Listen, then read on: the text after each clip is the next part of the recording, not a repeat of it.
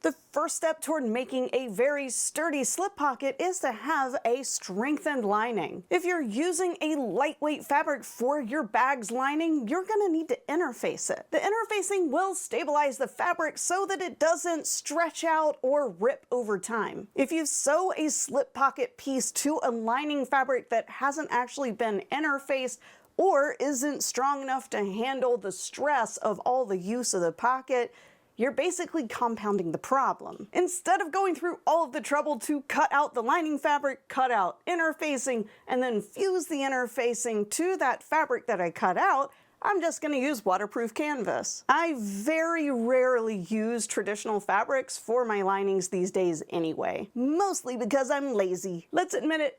Cutting and interfacing is the absolute worst part of bag making. So whenever I get a chance, I try to reduce the amount of time that I blow on cutting and interfacing. But the lining is not the only piece that needs to be strengthened to have a nice and crisp slip pocket. Your slip pocket also needs it. A lot of people assume that you just take a smaller cut of fabric, turn under the edges, and stitch it down to the lining. Those people would be wrong. All that's going to do is make a slip pocket that's stretched out and saggy with use. So the way to address this is basically when you go to prepare your slip pocket, add a 1/4 inch to all 4 sides of your slip pocket pattern piece, and then cut out 2 pieces from the lining fabric. Then you're going to take woven interfacing and fuse it to one of those pieces. So now what do you do with these 2 pieces of fabric? Well, you're going to sew them together, of course. Take your 2 slip pocket pieces and set them right sides together. Clip it down around all 4 edges, leaving a small space for turning at the bottom.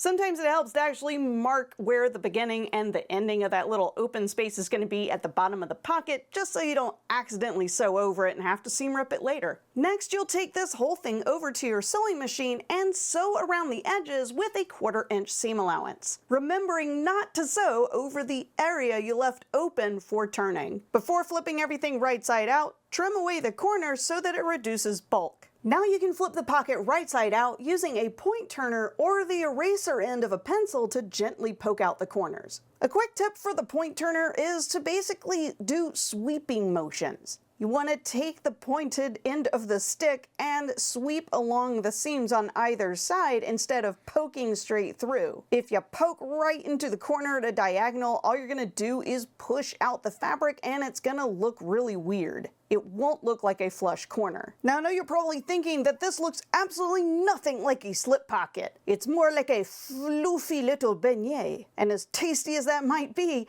that's not really what we want on the lining of our bag. So that's where the iron comes into play. Use the iron to press the pocket and edge seams, making them nice and crisp. If you have a tailor's clapper, set it on top of each edge after ironing to flatten the seam even more. You'll notice that I didn't tuck in the raw edges of the opening at the bottom of the pocket. That's because it's easier to see how far in they need to be folded to make the opening's edge flush with the rest of the pocket's bottom if I iron either side of the opening beforehand. Now you can fold those raw edges to the inside and give it one more press just to hold the opening down for now. Now before we do anything else to basically attach the slip pocket to the lining, go ahead and do a top stitch along that upper edge. You want to do that now because if you wait, it's basically going to make the pocket a patch and not a functional pocket with an opening. Now the slip pocket that we're making is a floating slip pocket. That means it's floating in the center of the lining. It's not going to be sewn into the edges or in the bottom. So what is the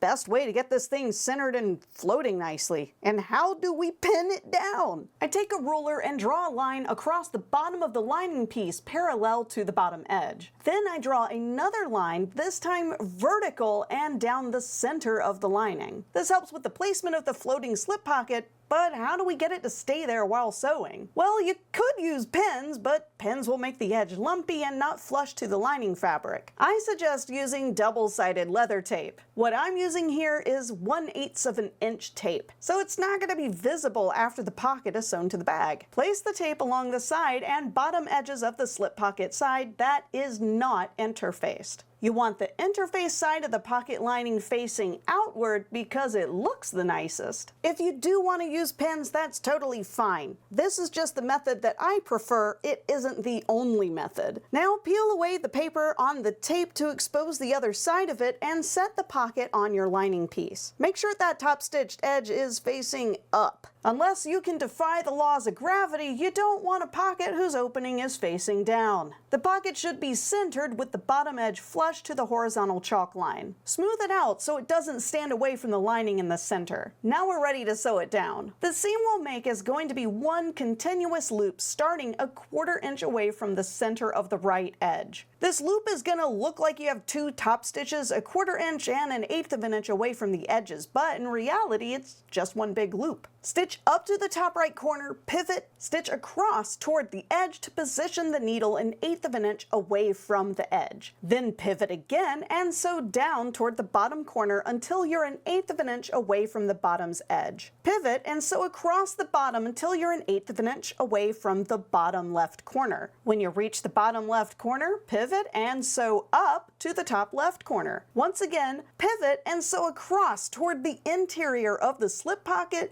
so that the needle is going to be positioned 1/4 inch away from the left edge. The remainder of the top stitching will be 1/4 inch away from the edges. Pivot and sew back down to the bottom left corner, across the bottom to the right corner, and then up to the center of the right edge to finish the loop. This is what it should look like when it's done. Now you should have a super strong and crisp looking slip pocket. The interfacing is going to prevent the fabric from stretching out, and the continuous loop of top stitching used to attach it to the lining fabric is going to keep it from sagging. If you want a little bit of extra security in the corners, you can also use rivets. Just make sure that you don't punch the holes for the rivets right on top of the seams that you made that attach it. Now, if your pattern has a slip pocket that is not floating like this one, you pretty much follow the exact same steps. The only difference is you don't have to sew together the side and bottom edges. Just sew that top edge there, flip it over, and top stitch it. From there, it basically just fits into the seams. I hope this tutorial helped you make your way through the bag making journey. Feel free to like the video and subscribe to the channel if you want more helpful videos and tips and tricks and funny jokes like this one. I'm the joke. That's the funny part.